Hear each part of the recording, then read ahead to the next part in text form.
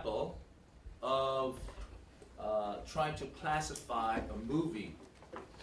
You want to predict whether you would like this particular movie, okay? From the training data here. So you've watched 4 movies, and you have label for them, like, dislike, dislike, like, and so forth. And would you like this movie or not? Okay, so that was the problem that we were looking at. Okay, this was lecture 1, by the way. Video. How do you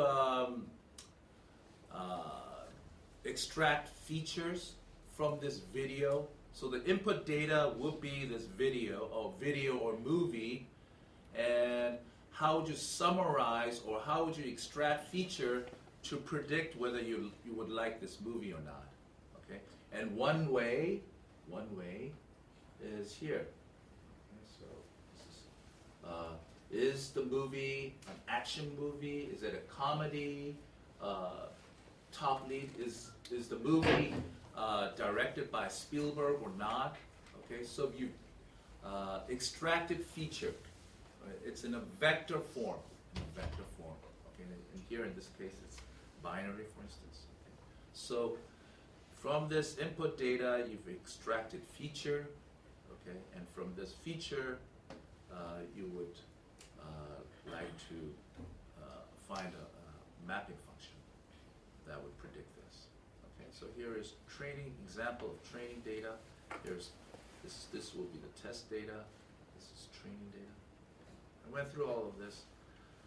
And then let's assume that the feature is 2-dimensional. So I've plotted the feature points on a 2-dimensional space. Okay. The minus represents dislike, plus represents like. Okay. And question is test data, and you want to predict on that. Okay. And loss function. What kind of loss function? How are you going to evaluate your predictor, your mapping function? What is the criterion for good or bad? And and the example that's given here is 0-1 loss. 0-1 loss. Okay, this thing is called 0-1 loss, meaning that there's an I there. There's I. Whatever this argument, if this argument is true, it takes the value 1.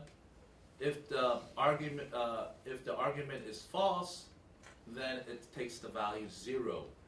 Okay, so when your predictor, this F is the predictor, and yi is ground truth, if they are in disagreement, okay, so if this statement is true, then the loss is 1. Okay, everyone understand that? If they are in agreement, then the statement is false, then you get 0. Okay, anyways, I said this. And hypothesis space. So I'm considering all this this type of function where the decision boundary is the set of points. So decision boundary is set of points. It's set of points where you cannot make a decision. So this line right here will be a decision. Decision boundary. Decision boundary. Okay. So if the point is right on this line, you don't know whether you like or dislike. Okay. The decision boundary is a line. Okay. And if you are above this line, or this, it's represented by this white space, then that is dislike. This white area is dislike, and this gray area is like. Okay? And I have a whole bunch of hypothesis function. So this hypothesis space is a bag full of mapping function.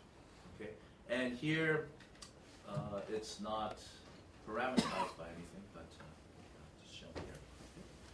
So if I chose one of them and it gave me this, so on this side it's like, dislike, and you can see that it got 2 training errors incorrectly, predicted incorrectly. So this one, it's predicting it to be plus, like, but ground truth was dislike.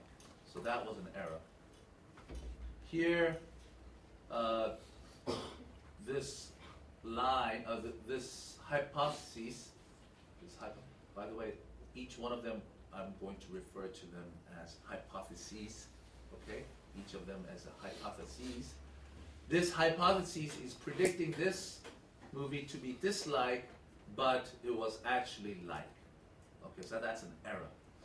Okay, but this one, it got that one correctly, so it got 2 errors on the training data, so the empirical loss is 2. Okay? And this function has empirical loss 0. It got everything correct. Okay, so concept about hypothesis space. I could be thinking about another type of hypothesis space where it's circles. Okay? And here again, this is empirical loss is 0.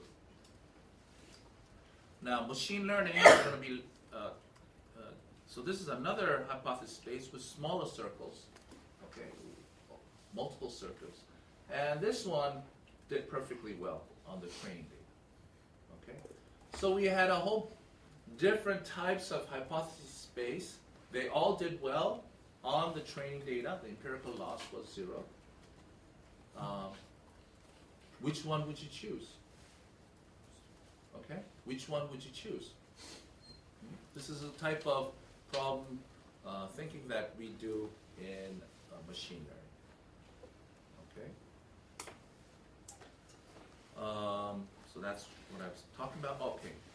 So this is what I stopped right over here last time. Okay, for this.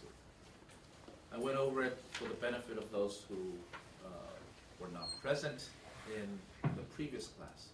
Okay, so this is new, this is lecture 2. Okay. So this is probably one of the most important graphs in machine learning. The most important. So I hope everyone have a good understanding of this graph. Okay, let me define what the axes are. So the x-axis, okay, this axis represents the complexity of the hypothesis space. Okay, and there are many ways to define the complexity of the hypothesis space. But for you, I think an easy way to think about the complexity would be the number of parameters involved in defining the hypothesis. So, for instance, a line is defined by the gradient and the y-intercept. There's 2 parameters. So the hypothesis space of lines. You could be thinking about hypothesis space of quadratic functions. That will be defined by 3 coefficients. So there's more parameters. And you can be thinking about p-order polynomial. More parameters. Okay? So you can be thinking about complexity that's proportional to the number of parameters. But I just like to just warn you that to think of complexity of a hypothesis space in terms of number of parameters, incorrect. Okay, but for you, it's conceptually it's an easy way to think about complexity. Okay, so the x-axis represents the complexity of the hypothesis space that you're considering. Okay? And the y-axis is the error. Okay? Prediction error. Now you can see that there are two graphs, one represented by the green and one represented by the red. Okay? The green represents the training error. Okay? So here in this graph, I'm assuming the size of the training data is fixed. There are 100, there are 1,000. That's number. The training data is fixed. Okay, we're not varying the number of training data. So, as you increase the complexity of the hypothesis space or the hypotheses, your training error is going to go down. So you can think about this way. Let's say the training data was generated, so the x and y was generated from a third order polynomial. Just for the sake, okay? Third order polynomial. Okay. And you don't know that. You don't know that. So what you do on this side, you try a 0th order polynomial. What is a 0th order polynomial? It's just a constant. It will be like maybe the average of the training data. Okay? And you're going to get some error. Okay? The data was generated by a third order polynomial, and you try a constant. Okay? You're going to get some error. Then you try with a first order, second order, and so forth. As you go down, your training error is going to go down. Down, down, down. Okay? So, if you had a third order polynomial, then your probably error would be 0. Right? But let's just say, let's complicate this situation a little bit. Usually what you have is data, and then you add some noise. Okay? So the true data was generated by a third order polynomial. Okay, so some x value, and you get some y value, and then you add some noise. So the third order polynomial does not fit exactly. Okay? But you're going to get some low error. Okay? Then you try a 4th order polynomial, 5th order polynomial. Your 4th order polynomial will work as well as your 3rd order polynomial in that situation, on the training data. And probably, because of the noise, your error is going to go down, down, down. Okay, as you can see here. Okay, so situation, data generated by a third order polynomial, and then you add noise to the y value. Okay, and you try 0th order, 1st order, 2nd order, and you see that the error, the training error is going to go down. Okay? Everyone understand that situation? Everyone's fine with that? Now, what's going to happen on test data, on data that you haven't seen?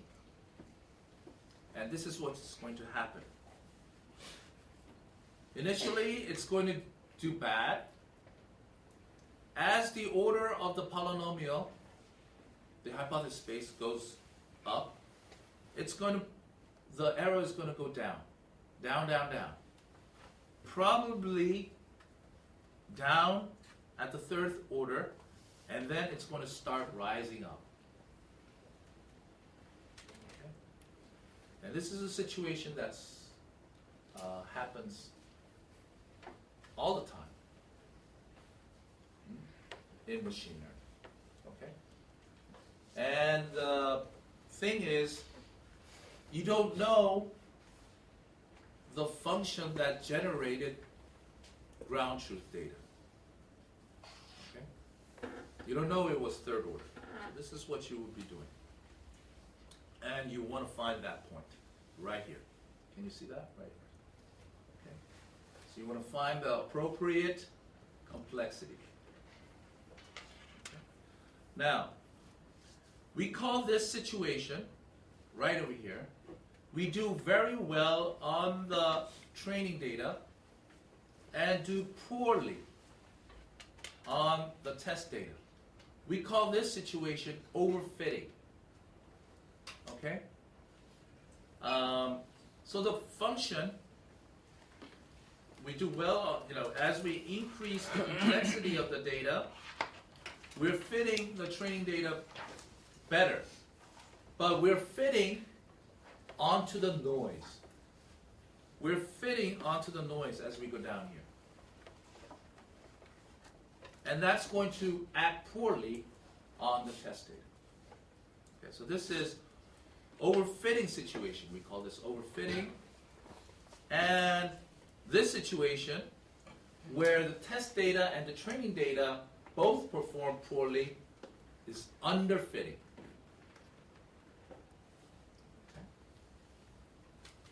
And we call this point where generalization is maximized.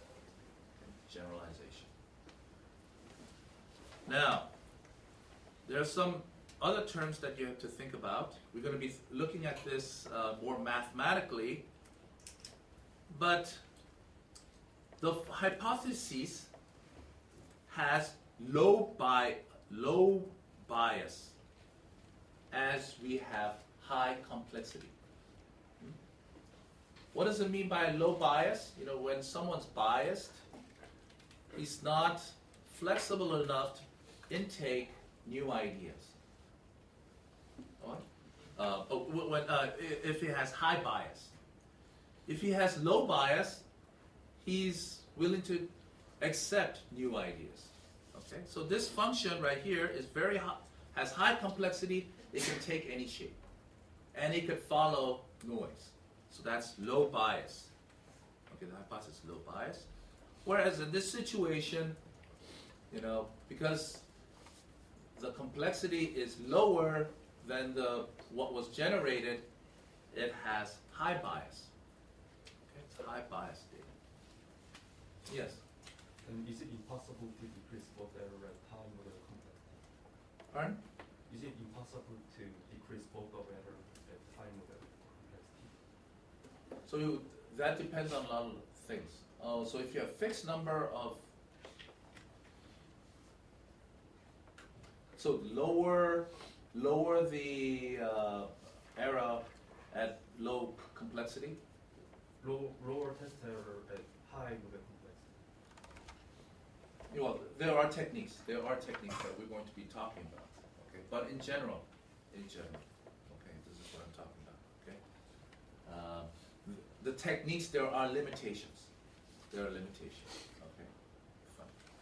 So this is high bias. We call this high bias, and this is low bias.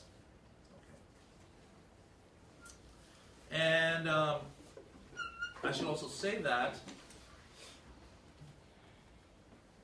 when you have a hypothesis that is high bias and you change the training data, so you have a set of training data, okay?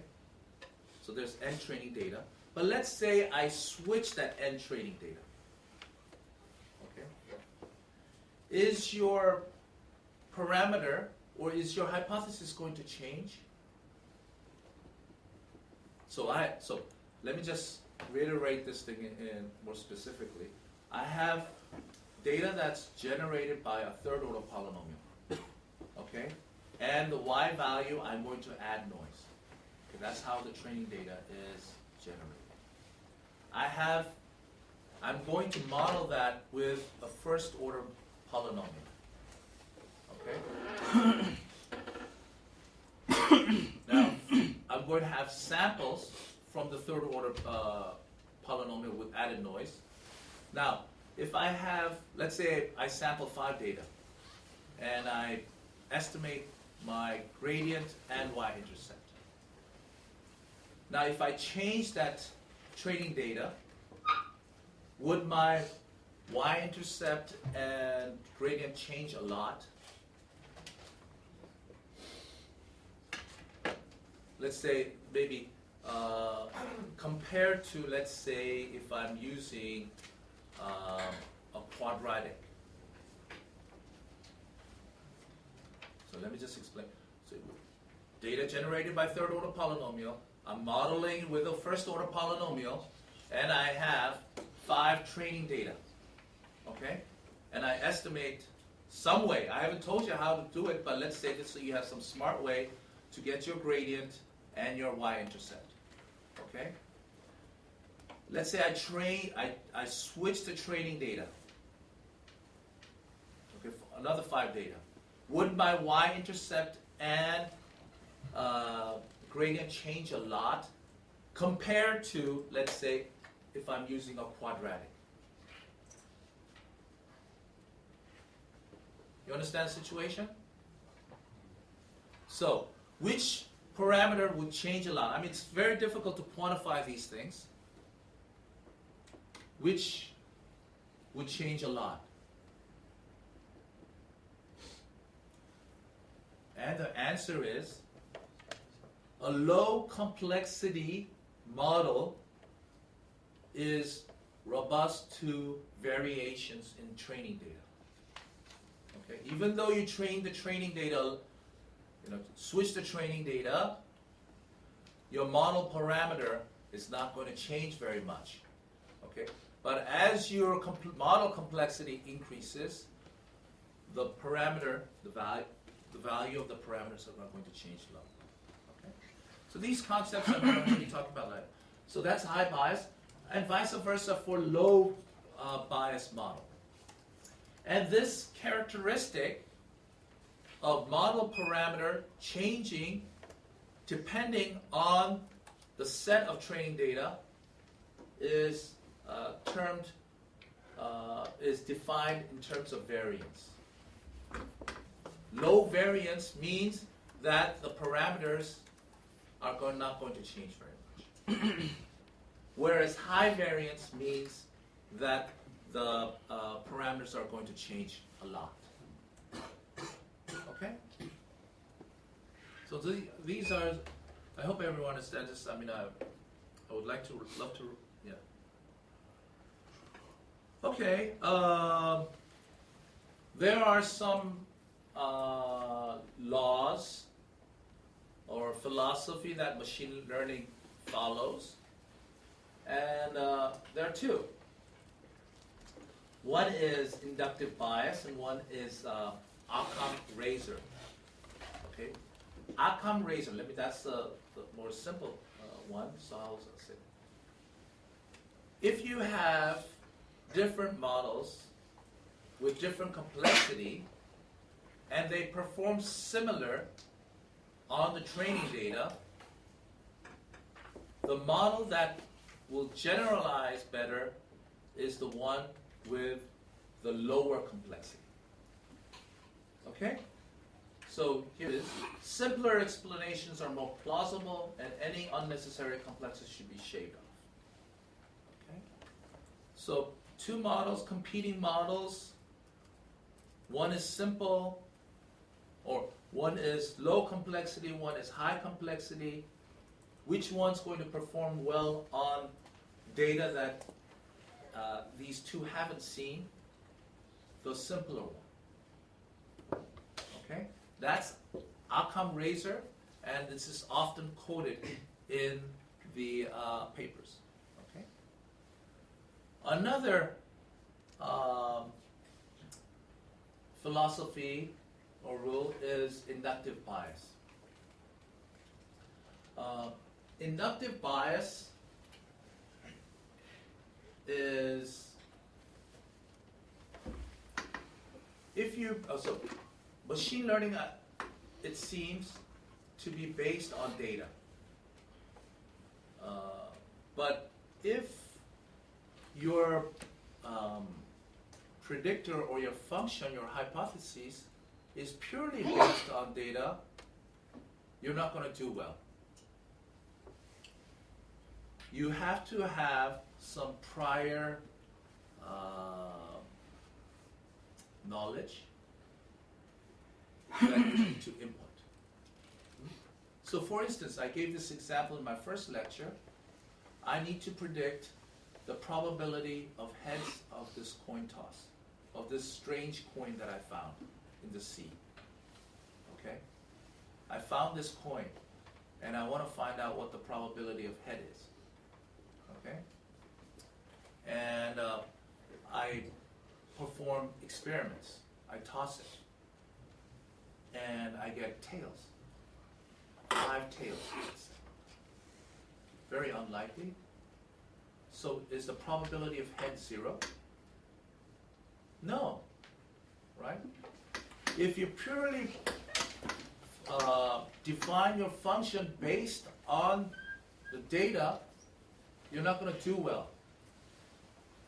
You have to use, it's written here as prior knowledge. Okay? Your intuition. In order to do well in prediction. Okay? So another way of where inductive bias comes in is you're doing various types of classification, and you cannot test all the functions in this world. So you have some intuition. Oh, I think from first order to 7th order will be good in prediction. Okay? So you use this prior knowledge to do machine learning tasks. Okay? If you consider all the functions in the world, you're not going to get anywhere. Okay? So inductive bias is very, very important.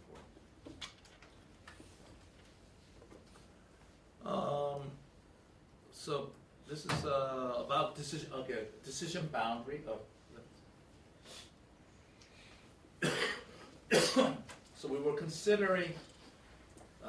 We're trying to predict whether you would like this movie or not.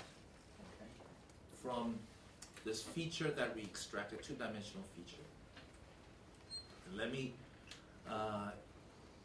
explain or tell you a little bit more in detail about the hypothesis space. The hypothesis space looks like this. It takes a 2-dimensional input represented by an X. It's going to take an inner dot product with a 2-dimensional vector, theta, and then it's going to add a bias theta 0. And it's going to see whether that's greater than 0 or less than 0. Okay? And if it's greater than 0, then it's a point in the gray region. Okay? And if it's less than 0, it's going to be points in the white region. Okay? And so, to say a little bit more about this, the theta, the gradient vector, so theta, is in the orthogonal direction of the decision boundary, represented by here. Okay? It's orthogonal to that. So the points in the gray region can be defined this way. It's making an acute angle. So the inner dot product between this theta and the vector directing to this point is, so the angle, so theta and the vector towards this point is making an angle less than 90. All the points here, take any point, find the vector, and take the inner dot product with theta. It's going to make, it's going to be less, it's going to be, it's going to be less than, it's going to make an acute angle, okay? Because you know what the inner dot product is represented by the magnitude, 2 magnitude times the cosine theta. So that's, by the way, here the theta is, let's see how to, okay, I'm going to assume that theta 0 is, the bias is 0. I mean, that's the best way to think about this. Let's, not think about this theta, so let's assume that that's 0. So that's one way. Okay, so this type of hypothesis space will be defined by this, and for the training data, you would want to find the appropriate theta values, theta and theta 0, to minimize some loss. Okay, and that process is called the estimation step. And you apply your test data to find out whether you like or not dislike, and that process is called the evaluation or inference. Okay? Okay, and there are many applications for machine learning, okay, and you can read this on your own. Okay, so that's that. I'm going to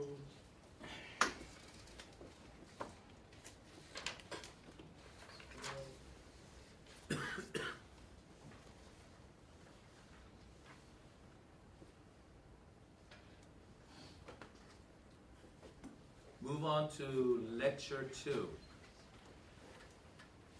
Okay, so this,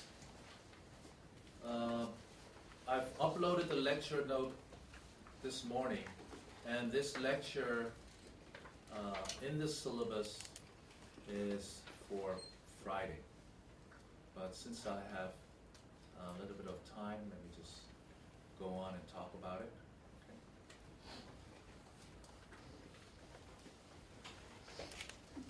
So lecture 2 is,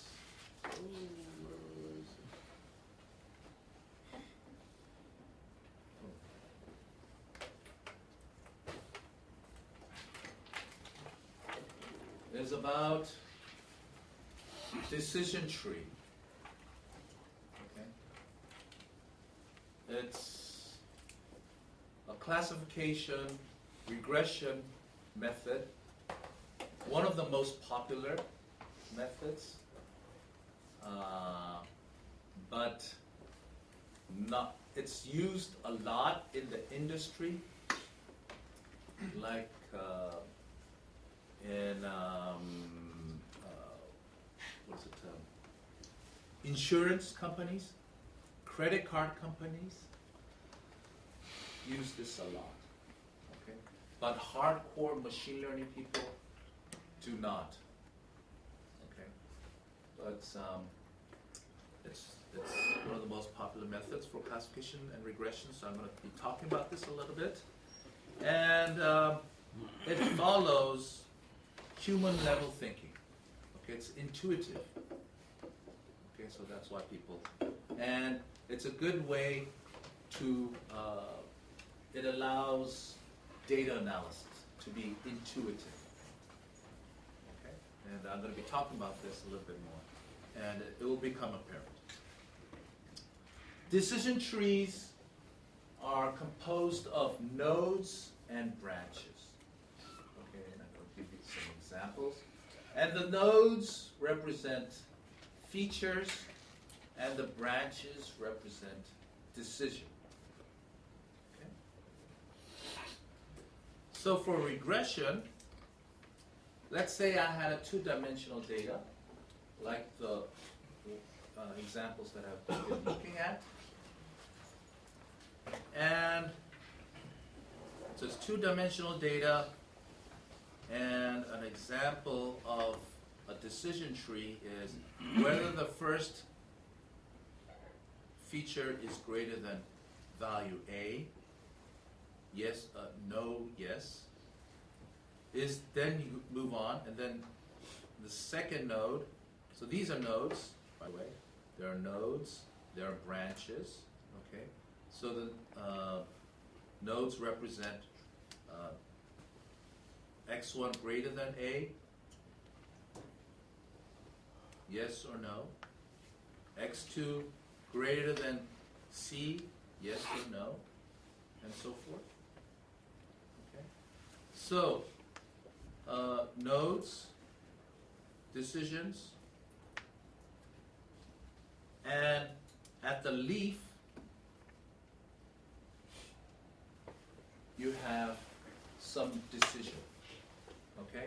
And this is like splitting the x1, x2 plane into multiple regions and placing decision on. Okay?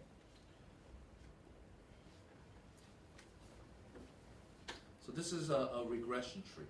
And we're going to be talking about this, looking at this thing in more detail. This is regression. So all the values here would be represented by a value, let's say a constant value V2. All these values here will be represented by a value V1. Okay? Let's look at classification. So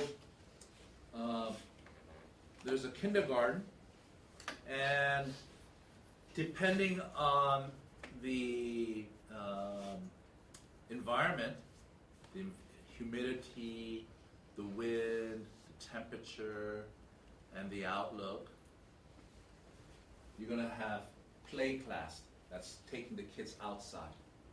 Okay? So if it's sunny, the temperature is good, humidity is high, and no wind, then there's no play class. Let's see, rain, it's sort of the opposite. Rain, it's sort of the opposite, right? What I'm saying, rain, cold, normal, no, then there is play class and so forth. Okay? Seems like I'm saying the opposite of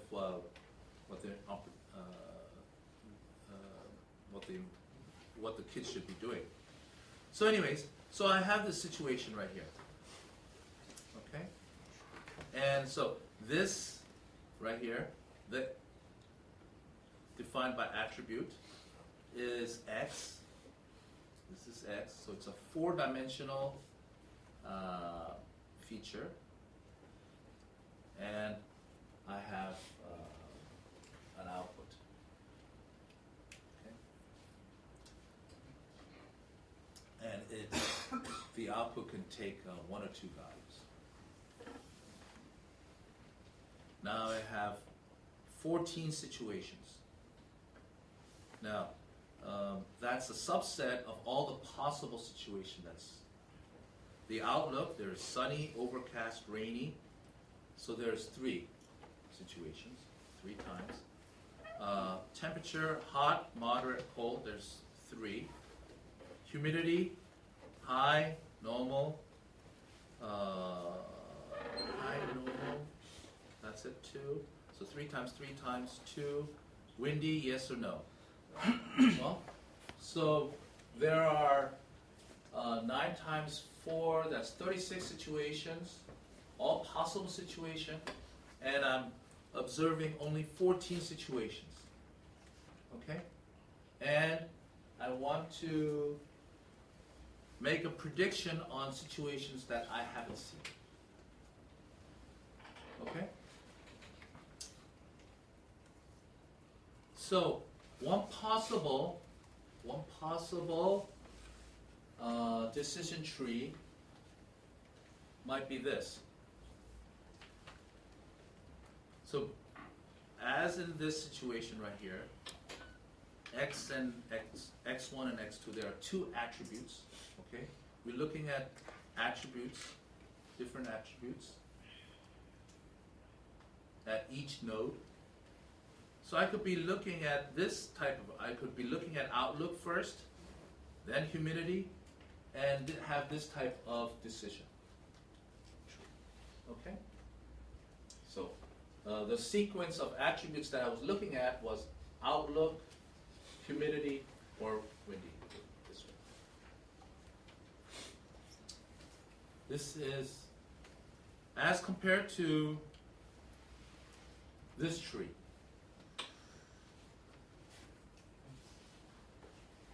Look at temperature, and then I start with temperature, and so forth.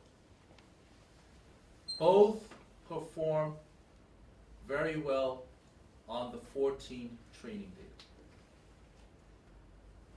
Okay? And there are it's interpretable. Okay? So you look at outlook, and if it's sunny, and then you look at the humidity, then it's high, then no play, and so forth. Which one would perform well? Which one would generalize well? Which one would give you lower expected error? One's a complicated tree, one is a simple tree. Huh? And the difference is just, the sequence of attributes. Okay? One started out with outlook, and the other, you started out with tree. And which one would you choose? Yes. So we were looking at this graph, okay, model complexity. Okay. One's out here, one's has high complexity, the other one has low complexity. Okay. Now, for the same performance on the training data, you would use a simpler one. Okay. Now, how would you come up with a tree like this? And how would you do the splits? Okay, that is the question. Okay. The nodes represent the attributes, and the branches represent the decision. Okay. So that is decision tree, and we're going to be looking at this.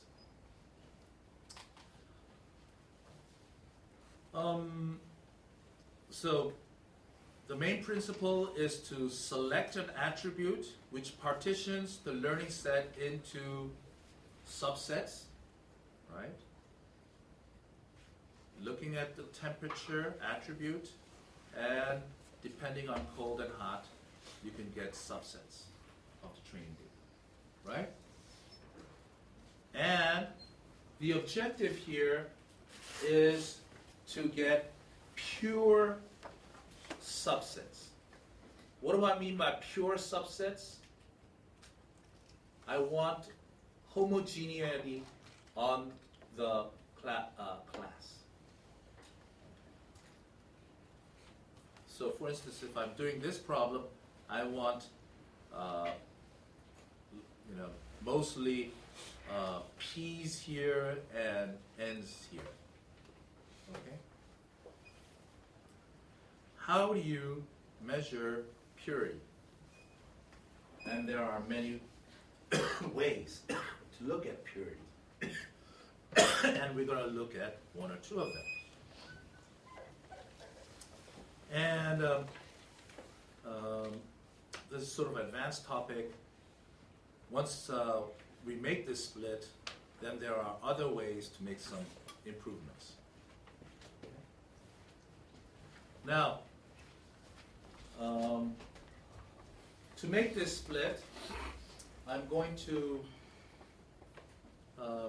consider information. Okay. And residual information. Information, I don't know, how many of you are familiar with entropy?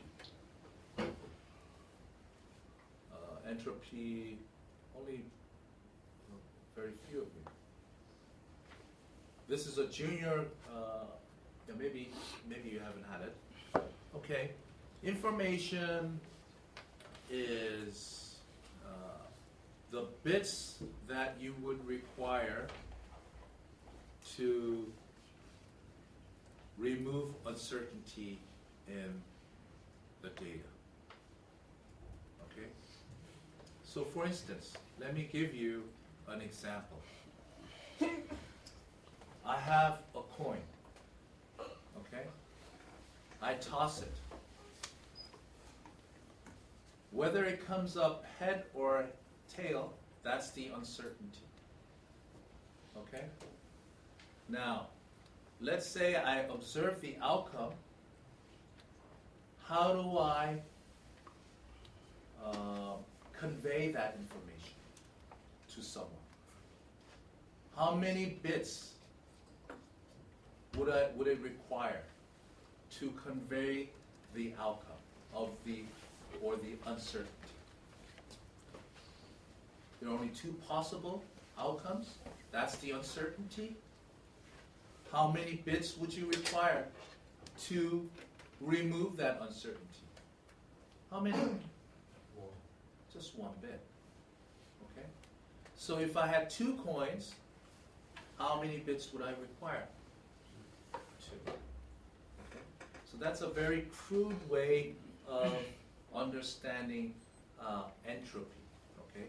And that sort of quantifies the information required to remove uncertainty. Okay?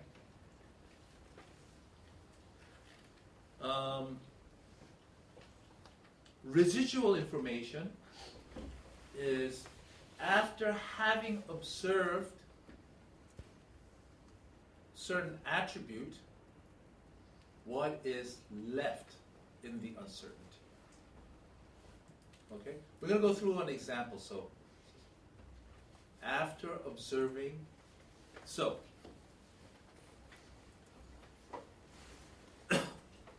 the data that we were looking at here, this is the attribute. So this, three possible, 2, 2. That's the uncertainty, right?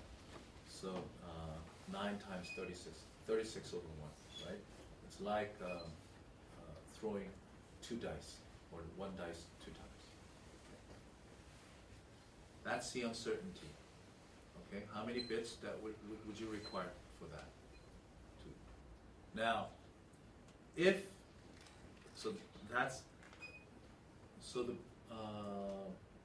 the information that you would require, the number of bits to encode 36 different possible outcomes would be log of 36 base 2. Okay? So just please take that. Now the residual information is after observing that there was no wind, so that's removing certain uncertainty, right?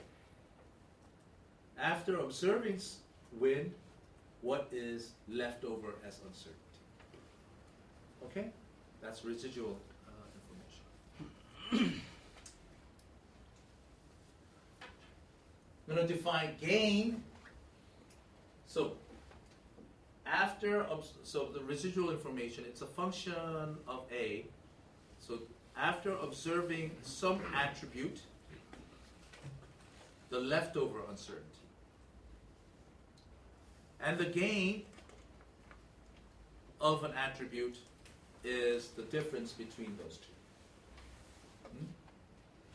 So the attribute is giving you this much information. That's quantified by the gain. Okay? And the most informant attribute is the one that minimizes IRES, of course. And this is a way to quantify information or quantify uncertainty. And here it is. It's called entropy. For those who haven't seen it, there are, C represents the possible outcome. Okay? What are the possible outcomes in the coin toss? There were two. What's the possible outcome in throwing a dice? There's 6.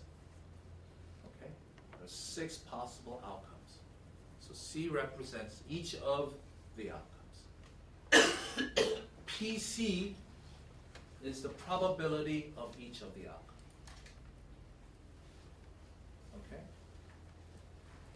And log base 2 of this probability is the information or the uncertainty. Okay? So, for instance, if there are 2 outcomes in the coin toss, right? And each is a half, probability of a half, okay? So C, there's 2 possible C's. C, let's say C equals 1 and C equals 2. C equal 1 representing head, C equal 2 representing tail.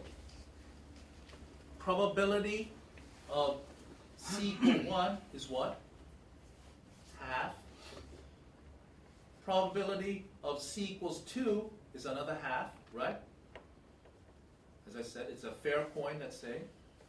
Then log base 2 of this is the information that you will require. Oh, minus, by the way. Sorry. Minus log base 2, probably C, is the number of bits to represent the uncertainty. So log base 2 over half, negative is what? 1. So a coin toss, head or tail to remove, require that outcome, to remove that uncertainty is 1 bit. Everyone understand what I'm saying? Before throwing the coin, there are 2 outcomes. That's the uncertainty.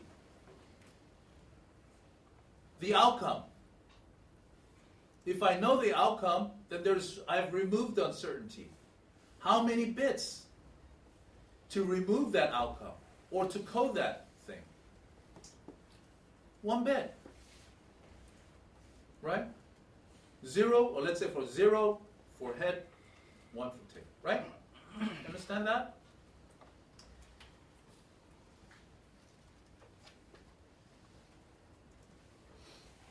So for head, so I have to consider probability of head and tail separately.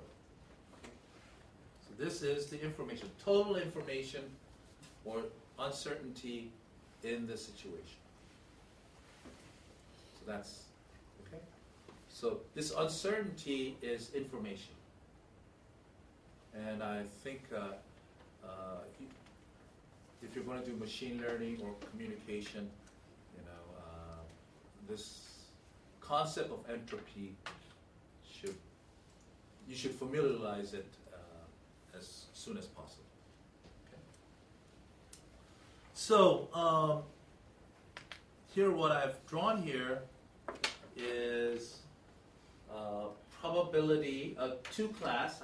I have 2 class, and the X represents the probability of one of the class. So, why is there no? So, probability, so there's two classes, C equal 1 to 2 or C equals 0 to 1, two classes. One of them, I'm varying the probability from 0 to 1. Okay? Now, if the probability is 0 of class C1 happening, is there uncertainty? If it's probability 1, is there uncertainty? No. So you would expect the entropy to be 0 right here. When is it most uncertain?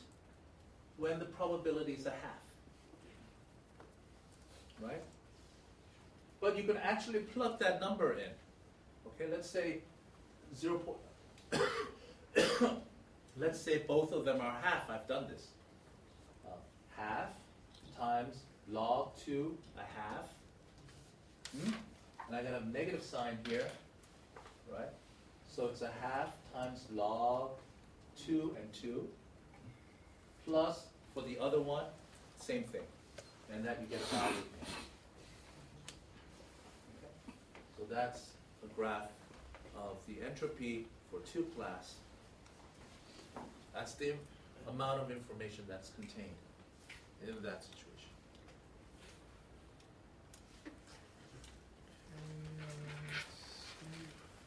It's not moving.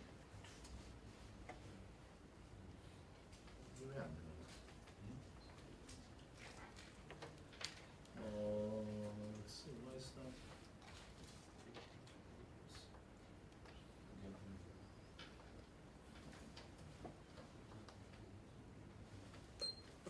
이러면 안 되지?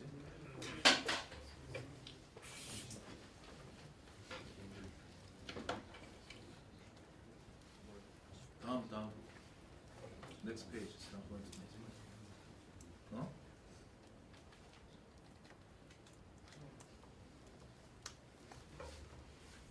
Full escape.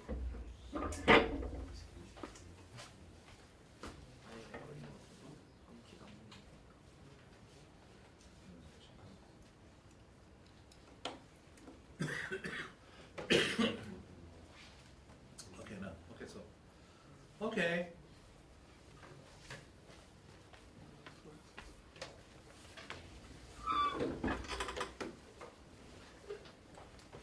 So I've explained the residual information. Residual information is after observing a certain action A, what is the leftover uncertainty or information? Okay. Mathematically, you can define it this way. And I'm going to be talking about this. So, V represents, by the way, the attributes value. So if it was wind, yes, no. V would be yes. We look at yes and no. So let's look at this this situation here. I have 14 training data. Okay? And I'm going to be showing you the color, outline, and dot. Different. So there are 3 colors. The outline of this thing can be dashed, or it can be solid, and it could be dots and no dots. And what would the label is the shape. You are trying to predict the label of the shape. So is it triangle or is it square? Okay, so let me just.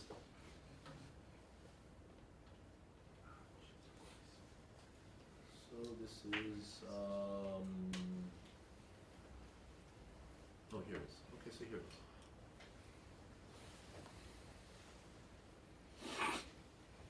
So I have 14 things here. Different colors, 3 different colors.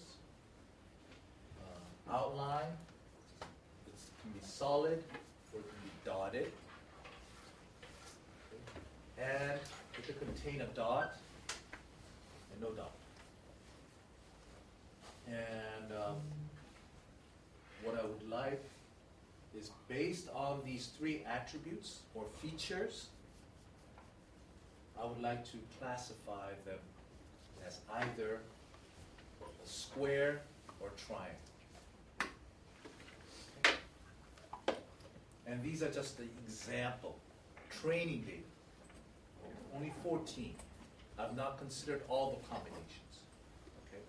So from only the subset of the full possible outcome, I'm looking at a subset, and I want to come up with a decision tree that would predict the ones that I haven't seen. Okay, everyone's easy? And I'm going to be using information, residual information, and this new concept about Gini and so forth. Okay? So,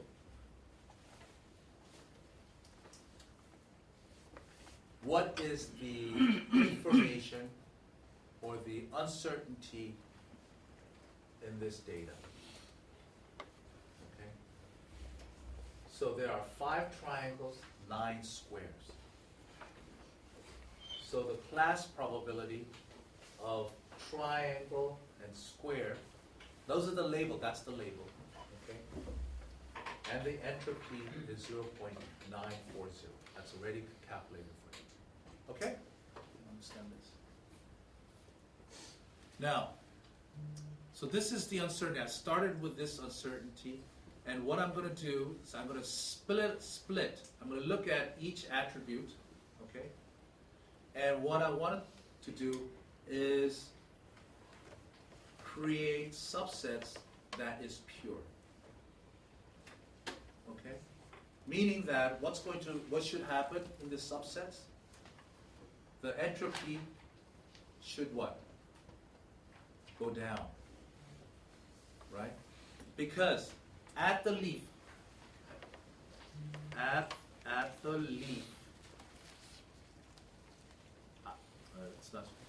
the leaf of the decision tree, I'm going to make my decision. Okay? So here it is.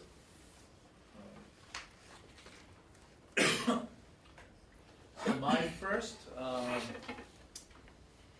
just look at colors. So now I'm looking at colors and the information.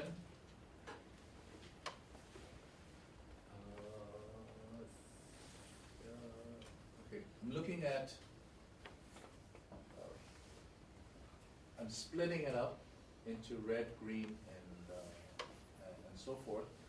The information for red, green, and yellow are given here. Okay. So for instance, yellow, there is pure. So what is this? What's the uncertainty here? It's 0. Because it's all squares. There's some uncertainty here, and there's some uncertainty here, because there's a mixture of triangles and squares. Okay?